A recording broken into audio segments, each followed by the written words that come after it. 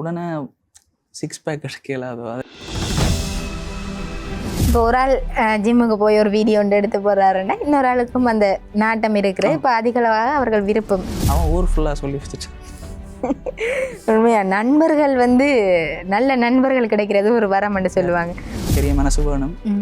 இப்போ இன்னொருத்தனுக்கு யாரும் தூக்கி காசு கொடுக்க மாட்டோம். அப்படி என்ற ஸ்கூல் எனக்கண்டு ஒரு 12,59,000 இந்த மீட்டுக்கு போகிறக்கு மட்டும் தந்துச்சு. அதுக்கு சரியாக கடமைப்பட்டிருக்கேன். ஒரு 2 நாள் மொத்தமாக 4 ஃப்ளைட் ட்ரான்சிட். அதில் 2ஆம் நாள்லேருந்து எனக்கு ஃப்ளைட் சாப்பாடு ஒத்துக்கலை. அங்கே போய்க்க சத்தி எடுத்துகிட்டு தான் போனேன்.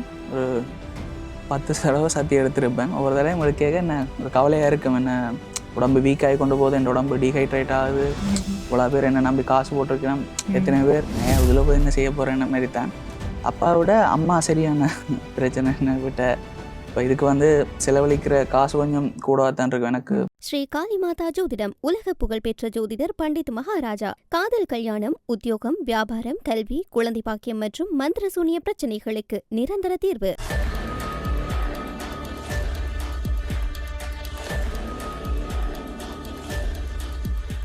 ஐபிசி தமிழ் உறவுகளுக்கு வணக்கம். மற்றும் ஒரு நேர்காணலின் வாயிலாக உங்களை சந்திப்பதில் மகிழ்ச்சி. தமிழர்களின் பெருமைகளை எங்களுடைய தமிழர்கள் அவர்களுடைய சாதனை மூலம் உலகமெங்கும் வெற்றியாக பரவிக்கொண்டு செல்கின்றார்கள். அந்த வகையிலே பளுதூக்கல் போட்டியிலே சர்வதேசம் சென்று தனது வெற்றியை நிரூபித்து தாயகம் வந்திருக்கின்றார் தாரகன். வணக்கம், எப்படி இருக்கீங்க? நல்லா இருக்கு. முதற்கண் எங்களுடைய வாழ்த்துக்கள் உங்களுக்கு. தேங்க்ஸ். எங்களுடைய சாதனை என்பது இப்போ வந்து எங்களுடைய ஒவ்வொருவரின் உறுதியிலும் ஓடிக்கொண்டிருக்கு.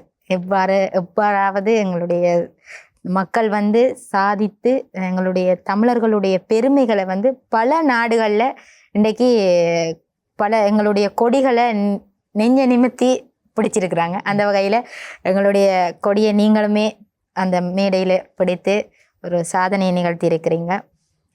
முதலாவது இந்த பளுதூக்கல் என்ற இதன் மீதான ஆர்வம் உங்களுக்கு எப்படி வந்தது?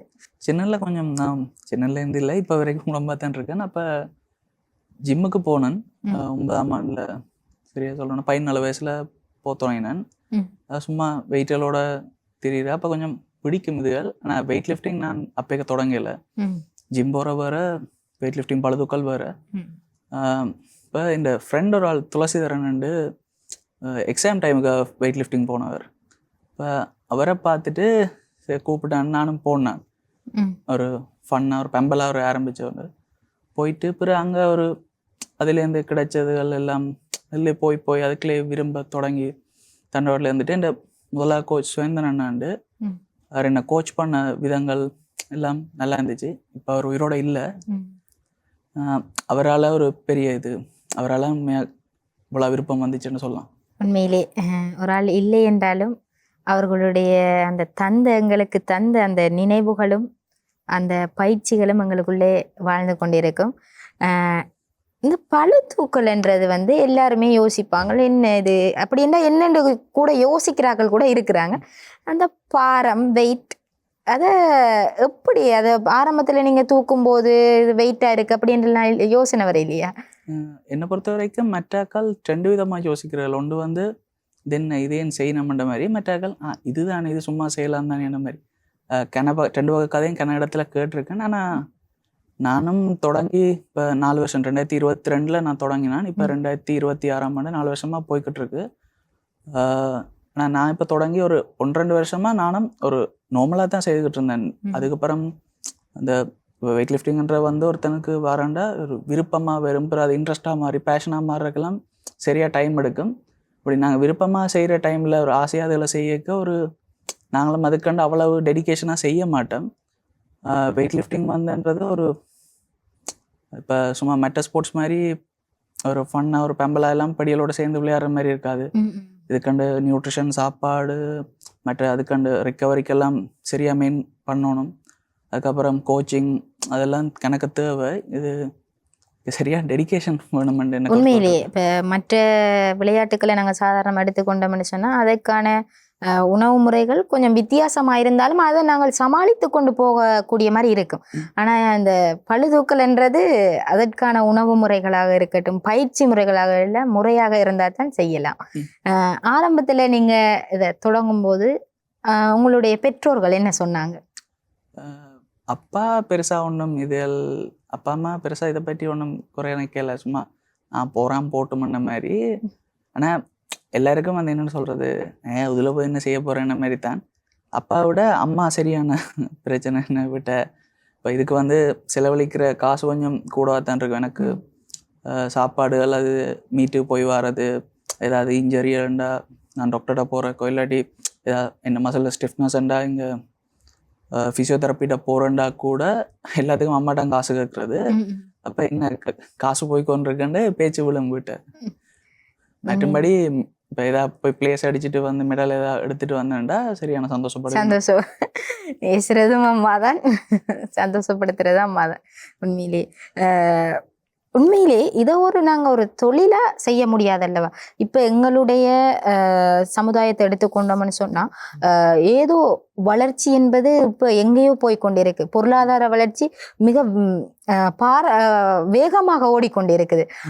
இப்போ அந்த வகையில் பார்க்க போனால் இதற்கான உங்களுக்கு இப்போ இதை ஒரு தொழிலாக நீங்கள் செய்யக்கூடிய மாதிரி இருக்குமா, இல்லை இதன் மூலம் ஒரு வருமானம் வரக்கூடிய மாதிரி இருக்குமா, இல்லை இதை ஒரு பொழுதுபோக்காக வைத்துக் கொள்ளக்கூடிய மாதிரி இருக்குமா? பொழுதுபோக்கா நான் செய்யல. இப்போ என்னை பொறுத்த வரைக்கும் இது ஒரு லைஃப்பில் ஒரு அங்கமாகவே மாறிட்டு. இப்போ நேரத்தை சொல்கிறேன்னா நான் பார்த்தாக்கலன்னா, இப்போ நான் என் கோச் தரிங்கோன்னா, மற்ற ஒரு ஃப்ரெண்ட் துளசிதரன், தம்பி கேதாரன்லாம் இப்போ ஒரு நாளில் இப்போ ஒரு 3 மணி தேலம்ன்றது லைஃப்பில் ஒவ்வொரு நாளும் இதுக்கண்டே ஒதுக்குற மாதிரியே போயிடுச்சு. இப்போ அந்த டைமில் வேற ஒன்று போகிறன்றதே இல்லை எங்களுக்கு இந்த மாதிரி மாறிட்டு. இப்போ மற்ற இது வேலையாண்டு பார்த்தா இப்போ நேஷ்னல் டீமுக்குள்ளே போனால் சம்பளம் இருக்குது. இப்போ கனவேர் இங்கே இருக்கிறாக்கள் இப்போ யாழ்ப்பாணம் வடமானத்தில் இருந்து அப்படியே தொடர்ந்து போகிற குறைவு. அங்கே சிங்கள சைடு ஆக்கள் என்ன செய்கிறேன்டா பெரும்பாலும் ஆர்மி, நேவி, ஏர்ஃபோர்ஸுக்குள்ள பெரும்பாலும் போயிடுவேணும். இப்போ அங்கேருந்து ஒரு சம்பளம் பெறும். மற்ற நேஷ்னல் டீம்லேண்டா அந்த கேட்டகரியில் ஃபர்ஸ்ட் அடிச்சு கொண்டே இருக்கணும். ஃபர்ஸ்ட் அடிக்கிறவனுக்கு சம்பளம் கொடுத்து கொண்டே இருப்பினோம். கேர்ள்ஸாக இருந்தாலும் பாய்ஸாக இருந்தாலும் அது டீம் கொடுக்கும். அதுலேயும் இப்போ லெவல் 1, லெவல் 2, லெவல் 3 இருக்குது. இப்போ அதுக்கேற்ற மாதிரி சம்பளம் மாறுபடும். அதே நேரம் அவன் கோச்சுக்கும் அவன் சம்பளத்தில் ஒரு பெர்சன்டேஜ் மாதிரி கோச்சுக்கும் போகும். உண்மையிலே இதுக்கு அவர்களுக்குன்னு தனித்தனி பயிற்றுவிப்பாளர்களும் மிக முக்கியமான. ஒருத்தருக்கு ஒரு கோச் இருப்பினும் அவைகளுக்கும் சேலரி போய்கொண்டு தான் இருக்கும். உண்மையிலே அதை நாங்கள் தொடர்ந்து அதை மேற்கொள்வோமாக இருந்தால் அதன் மூலம் ஏதோ ஒரு வருமானம் எங்களால் ஈட்டிக்கொள்ள முடியும். நீங்கள் சர்வதேச நாடுக்கு போய் அங்கே வெற்றி பெற்றிருக்கீங்க. அதற்கு முதல் இங்கே எந்தெந்த போட்டிகளில் நீங்கள் பங்கு பெற்றிருக்கீங்க? இங்கே ஸ்கூலுக்குள்ள நடக்கிற ப்ரொவின்ஷியல் லெவல், ஸ்கூல் லெவல், நான் நேஷ்னல் லெவல் செய்திருக்கேன். மற்றது நேஷ்னல் லெவல் லோய்ஸஸ், மற்ற இன்டர்மீடியட், மற்றது யூத் நேஷனல், ஜூனியர் நேஷனல் பண்ணியிருக்கேன். இவ்வளோ போட்டியும் பண்ணியிருக்கேன். சீனியர் நேஷனல் ஒருக்கா செய்திருக்கேன். நீங்கள் ஆரம்பத்தில் உரையாடும் போது சொன்னீங்க ஜிம்முக்கு போகிற நீங்கள். இப்போ இருக்கிற இளைய சமுதாயம் கூடுதலாக இந்த ஜிம் மீதான அவர்களுடைய நாட்டம் இருக்குது.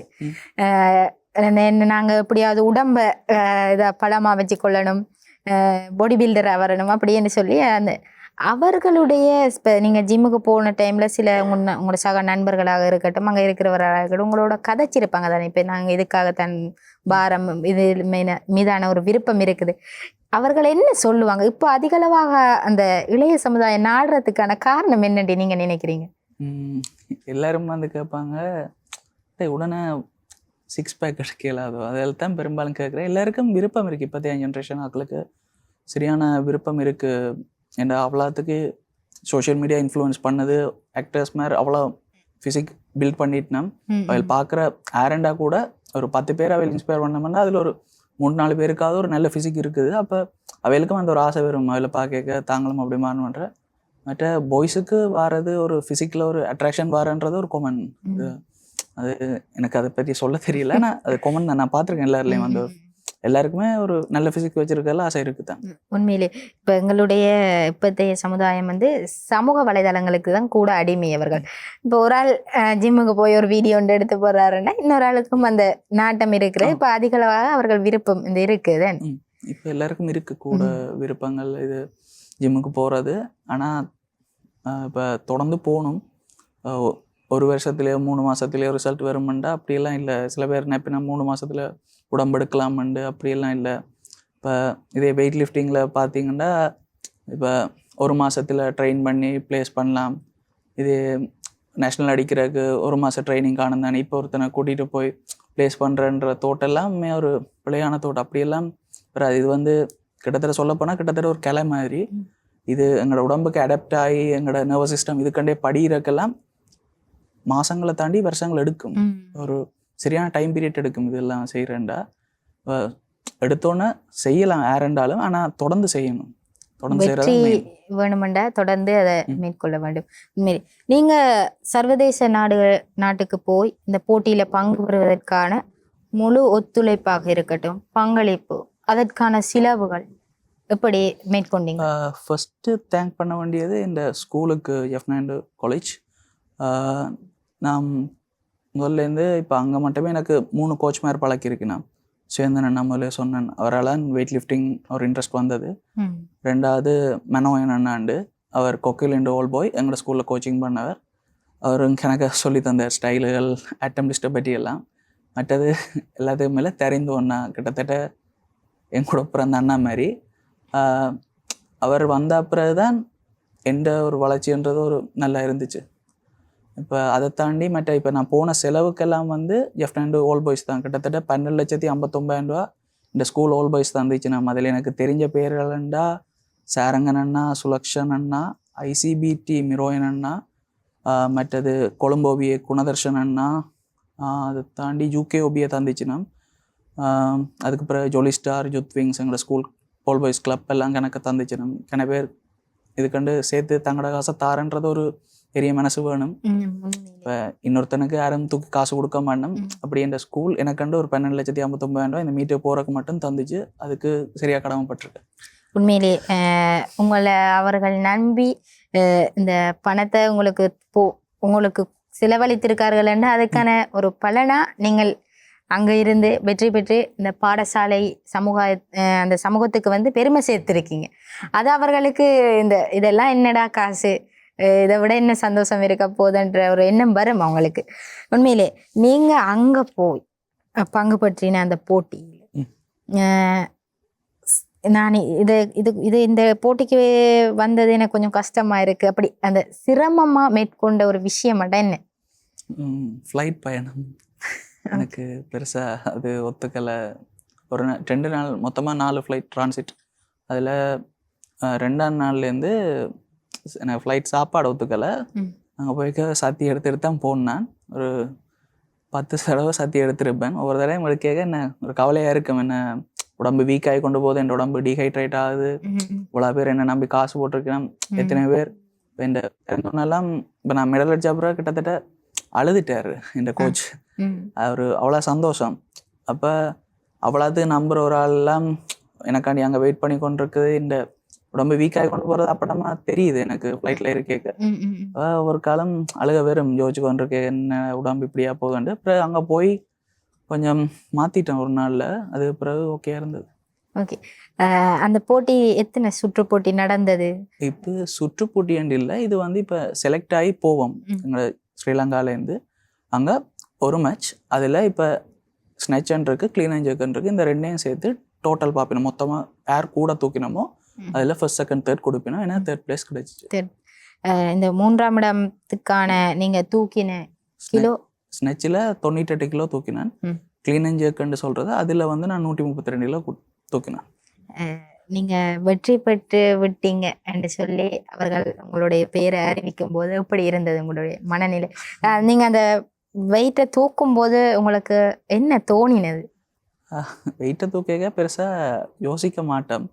ஏன்னா அது ஒரு ஷார்ட் டைமில் ஃபுல் ஃபோக்கஸ் அப்படியே வெயிட்டை தூக்குறலான் இருக்குமே தவிர இப்போ வேறு எமோஷன் அதுக்குள்ள உணர்ந்து நாங்கள் யோசிக்க தொடங்கினோம்னா அது மாறிடும். இப்போ எமோஷனையும் ஸ்போர்ட்டையும் கனெக்ட் பண்ணக்கூடாது. தனிப்பட்ட நேரத்தில் சிந்திக்க ஓகே, செய்கிற நேரத்தில் கனெக்ட் பண்ணமாட்டா அது இந்த மாதிரி இது வந்து கிட்டத்தட்ட ஒரு 3 செகண்ட் 4 செகண்டில் செய்கிற ஒரு ஸ்போர்ட் மாதிரி. கீழே இருக்க வீட்டை தலைக்கு மேலே ஒரு 3-4 செகண்டுக்குள்ள தூக்க போகிற மண்டேக்கில் அங்கே எமோஷனை கனெக்ட் பண்ணமாட்டா சரியான கஷ்டம் தூக்கி. ஆனால் இப்போ செய்கிறக்கு முதலும் செய்து இடையில கேப் வரைக்கும் செய்து முடிச்ச அப்புறம் ஒரு ஃபீலிங் செய்யும் வரைக்கும் என்ன சொல்கிற எப்படியா ஷோர் பண்ணி போகணும், ஸ்ரீலங்காக்காண்டி அடிக்கணும், என்ன நம்பி இருக்கிறாக்களுக்காண்டி ஏதாவது ஒன்று பண்ணணும் அந்த மாதிரி அடித்த அப்புறம் சரியான சந்தோஷம்தான். உண்மையிலே இந்த வெற்றியை முதல் யாருக்கிட்ட சொன்னீங்க? நான் சொல்கிறதுக்கு முதல்ல எல்லாம் எங்கள் யூடியூப் லைவ்ல வந்துச்சு. என் ஃப்ரெண்ட் துளசிதரன் ஒருத்தன் அவன் ஊர் ஃபுல்லாக சொல்லி வச்சுட்டான். உண்மையா நண்பர்கள் வந்து நல்ல நண்பர்கள் கிடைக்கிறது ஒரு வரம்னு சொல்லுவாங்க. உங்களுக்கு நிறைய நல்ல நண்பர்கள் கிடைச்சிருக்காங்க. உங்களோட எல்லா கஷ்டத்திலையும் நீங்க சொன்னீங்க பங்கு பெற்றினார்கள் என்று, சந்தோஷத்திலையும் பங்கு பெற்றிருக்கார்கள். உண்மையிலே இப்பத்தைய இந்த நண்பர்களுடைய உறவு என்பது இப்ப ஒரு மனிதன் எடுத்துக்கொண்டோம்னு சொன்னா அவர் சரியாக போற பாதையாக இருக்கட்டும், இல்லை அவர் பிழையான போற பாதையாக இருக்கட்டும், அதற்கு முதல்ல இருக்கிறது நண்பர்கள் என்றுதான். யாரை கேட்டாலும் இப்ப ஆசிரியர்கள் எடுத்தால் ஒன்று நண்பன் சரியில்லை என்று சொல்லுவாங்க, அப்பாவை எடுத்தாலும் இந்த நண்பன் செயற்கே சரியில்லைன்னு சொல்லுவாங்க. உண்மையிலே இந்த நண்பர்கள் ஒரு ஒரு மனிதன் அவருடைய சேரும்போது இந்த இதெல்லாம் பார்க்க மாட்டாங்க தானே. இப்போ ஃப்ரெண்ட்ஷிப் அண்டு வரக்குள்ள எதையும் பார்க்க மாட்டாங்க. ஆனால் அவர் தவறான வழியில் போனாலோ திருத்திக்க இயலாமல் இருக்கு, ஏன்னு இது ஃப்ரெண்ட்ஸ் செய்கிறான்னு இப்படி பார்த்ததுல உங்களுக்கு பிடிச்ச ஒரு விஷயம் நண்பர்கள்ட்ட என்ன? எனக்கு 2 க்ளோஸ் ஃப்ரெண்ட்ஸ் இருக்கணும், நேருசன், துளசிதரன். இல்லை 2 பேர்லேயும் நான் கணக்க கடமைப்பட்டிருக்கேன்னு நினைக்கிறேன். இப்போ துளசிதரன் வந்து இப்போ என்னட்ட பைக் இல்லை, இப்போ ப்ராக்டிஸுக்கு போக டைம் இல்லை, பைக் இல்லைண்டா எப்போ கோல் அடித்தாலும் வந்து ஏற்றுவாங்க, வா போவோமான்ட்டு. இப்போ ஏதாவது மற்ற நேருசன் வந்து எனக்கு இப்போ சப்ளிமெண்ட்டுக்கு ஏதாவது வீட்டை காசு இல்லையண்டா எத்தனையோ தடவை காசு வந்திருக்கான். அதுக்கெல்லாம் ஒரு மனசு வேணும் தான். இப்போ கேட்டோன்னே சரி தாரேன்னு சொல்லுவான். இப்போ மீட்டே கூட இப்போ 12,59,000 ஸ்கூல் தந்தது. அதுக்கு பிறகு ஃப்ளைட் டிக்கெட்டில் கொஞ்சம் காசு கூடிட்டு அப்போ அது வலிக்கிறதுக்கு முதல் நாள் தான் தெரியும். அப்போ என்னென்னு சொல்கிறேன், 2 பேரை ஸ்கூலில் கேட்கல, என்ன நான் கொழும்பில் நிற்கிறேன் வந்துட்டு அவன் கிட்டத்தட்ட 70,000 கிட்டே நான் தந்தவன். அப்படி ஒரு நல்ல ஃப்ரெண்ட்ஷிப் கிடைக்கிறதுக்கெல்லாம் லக் வேணும். உண்மையிலே எங்களுடைய ஈழத்து ஒவ்வொரு யுவதிகளாக இருக்கட்டும், இளைஞர்களாக இருக்கட்டும், சாதிக்கணும் என்ற அந்த வெறி வந்து அவர்களுக்குள்ளேயே ஓடிக்கொண்டே இருக்குது. ஏனென்னா நாங்கள் பட்ட வழிகளாக இருக்கட்டும், எங்களுடைய வடுக்களாக இருக்கட்டும், காயங்களாக இருக்கட்டும், மறக்க முடியாதது. எங்களுடைய சமுதாயம் இப்போ முன்னேறி கொண்டு வருதுன்னு சொன்னால் எங்களுடைய புலம்பெயர் தமிழர்களாக இருக்கட்டும், எங்களுடைய தமிழர் இங்கே வசிக்கக்கூடிய தமிழர்களாக இருக்கட்டும், எங்களுடைய ஒவ்வொரு வீரர்களுக்கோ வீராங்கனைகளுக்கோ ஏதோ ஒரு வகையில் அவர்களுடைய உதவிகளை செய்து அவர்களுடைய பங்களிப்பு மூலம் நிறைய வெற்றி வந்து எங்களோட ஈழத்து மண்ணுக்கு கிடைத்திருக்கு. அந்த வகையில் நீங்களும் கூட எவ்வாறு ஒரு வெற்றியை வந்து இந்த மண்ணுக்கு பெருமை சேர்த்து இருக்கிறீங்க. இப்போதைய சமுதாய மத்தியில் நீங்கள் பார்க்குற இந்த சமுதாயம் வந்து வளர்ச்சி வந்து எப்படி இருக்கு? இந்த சமுதாயத்தின் வளர்ச்சி 2 பக்கம் இருக்குன்னு நினைக்கிறேன். நல்ல மாதிரியும் போகுது, கெட்ட மாதிரியும் போகிற மாதிரியும் இருக்கும். ஆனால் இப்போ நல்ல மாதிரி போகிறேன்டா இப்போ என்ன தெரிஞ்ச வரைக்கும் கணபேரெல்லாம் படிப்பாக இருக்கட்டும், ஸ்போர்ட்ஸாக இருக்கட்டும், நான் கணபேரை பார்த்துருக்கேன். தொடங்குவினோம் அது அந்த மோட்டிவேஷனில் நல்ல ஸ்பீடாக கொஞ்ச நாள் போகும். ஆனால் டிசிப்ளின்ன்ற ஒரு விஷயம் இல்லாதால் அது அப்படியே கொஞ்சம் கொஞ்சமாக ட்ராப் ஆகும். எனக்கு தெரிஞ்சு எங்களோட ஜென்ரேஷன் வந்து அந்த டிசிப்ளின்ன்ற ஒரு வார்த்தைக்கு முக்கியத்துவம் கொடுத்தா இன்னும் அங்கேயோ போகலாம். நான் மெயினாக தேங்க் பண்ண வேண்டிய ஆட்களில் முதலாவது இந்த ஸ்கூல் 4 வருஷம் எனக்கு பிளாட்ஃபார்ம் தந்து, பார் தந்து, வெயிட் வீல்கள் தந்து என்னை ப்ராக்டிஸ் பண்ண அலோட் பண்ணக்கு பெரிய தேங்க்ஸ். இப்போ அவன் ஒரு கைடன்ஸ் அவ்வளோ முக்கியமாக இருந்துச்சு. அவள் இந்த சப்போர்ட் பெரிய விஷயம் நான் இங்கே போகிறக்கு. அதுக்கு பிறகு ஸ்கூல் ஓல் பாய்ஸ் சரியாக ஹெல்ப் பண்ண. இப்போ இதுக்கெல்லாம் காசு தந்து எல்லாத்துக்கு போகிறக்கு சுலக்ஷன் அண்ணா, சாரங்கன் அண்ணா, ஜூகே, ஓபிஏ, ஐசிபிடி, மிரோஹன் அண்ணா, எனக்கு அவரை பார்த்ததில்ல, பல காட்சி தான் இருக்கேன். மற்றது குணதர்ஷன் அண்ணா, மற்றது விக்டோரியா ஓபிஏ, எங்களோட வெயிட் லிஃப்டிங்கு பொறுப்பான ஓபிஏ. அவையில் காசும் தந்த 1,17,000 அதுக்கு பிறகு இந்த சப்ளிமெண்ட்டுக்கு மட்டுமே 90,000 கிட்ட தந்தவேல், அதுவும் பெரிய நன்றி. அதை தாண்டி இந்த கோச்மார் சுயந்தன் அண்ணா, மனோகன் அண்ணா, தரிந்தோண்ணா எல்லாருக்கும் தேங்க்ஸ். அதை தாண்டி சொல்லணுமெண்டா டயன் சார், நேஷ்னல் டீம் கோச், அவர் தான் தரிந்தோண்ணாண்ட கோச், என் கோச்சின் கோச். அவர்கிட்ட கைடன்ஸ், அவர்கிட்ட ஷெடியூல், அவர்கிட்ட சப்போர்ட்டாலாம் இவ்வளோ தூரம் வந்ததுக்கு பெரிய ஒரு ரீசன் அவர் தான். என்ன அவ்வளோத்துக்கு அங்கேருந்து கைட் பண்ணுற, கொழும்புலேருந்து எனக்கு ஒரு பழக்கமான ஒரு நேஷ்னல் டீமில் இருக்க ஒரே ஒரு ஆள் அவர் தான். அவர் அவ்வளோத்துக்கு சப்போர்ட் பண்ண ஒரு பெரிய விஷயம். பட் எனக்கு மீட்டில் சப்போர்ட் பண்ண ரவீந்திரன் சாருக்கும் பெரிய நன்றி. அதை தாண்டி சொல்கிறதுக்கு இப்போ என் ஷோல்டர் டியர் வந்துச்சு, அதுக்கு ஸ்கூலில் ஹெல்ப் கேட்டினான். அதுக்கு அவள் டாக்டர் காண்டிவன் சாரை அரேஞ்ச் பண்ணி விட்டவேல். அவர் முதல் களுத்துறையில் இருந்தவர், இப்போ கொழும்பில் இருக்கார் நினைக்கிறேன். அவர் தான் பிஆர்பிஎல் பண்ணி எனக்கு ஹெல்ப் பண்ணவர், அவருக்கு பெரிய தேங்க்ஸ். அதுக்கு அரேஞ்ச் பண்ணி விட்ட எங்களோட ஸ்கூல் ரமணன் சாருக்கும் பெரிய தேங்க்ஸ். அதுக்கு அங்கால என் வீட்டுக்காரர், அப்பா, அம்மா, கடைசியாக தான் சொல்கிறேன். ஆனால் அவள் தான் பெரிய உதவிகள் செய்தது, காசுகள் தாரது, இப்போ மீட்டுக்கு என்ன வீட்டை பேச்சுகளும் சமைக்கிறதுக்கும் பேசி பேசி சமைச்சு நியூட்ரிஷன் தெரிவினோம், நியூட்ரிஷன் சாப்பாடுகள். அதை தாண்டி அவ்வளோத்துக்கு போகிறதுக்கு சப்போர்ட் பண்ண முதல் 4 வருஷம் அவையில் தான் கணக்கு பே பண்ணது இதுகளுக்கெல்லாம். இப்போ விட்ட சரியான சந்தோஷம். இதை தாண்டி இந்த ஊர் மக்கள் எல்லோரும் ஜெயிச்சா அப்புறம் சரியான சந்தோஷம். ஊரில் எல்லாம் பெரிய இதுகள் தான், அவைகளுக்கும் தேங்க்ஸ். உண்மையிலே மீண்டும் உங்களுக்கு எங்களுடைய வாழ்த்துக்கள். நீங்கள் இன்னும் பல போட்டிகளிலே வெற்றி பெற வேண்டும். நன்றி. ஸ்ரீ காளிமாதா ஜோதிடம் உலக புகழ்பெற்ற ஜோதிடர் பண்டித் மகாராஜா. காதல், கல்யாணம், உத்தியோகம், வியாபாரம், கல்வி, குழந்தை பாக்கியம் மற்றும் மந்திர சூனிய பிரச்சனைகளுக்கு நிரந்தர தீர்வு.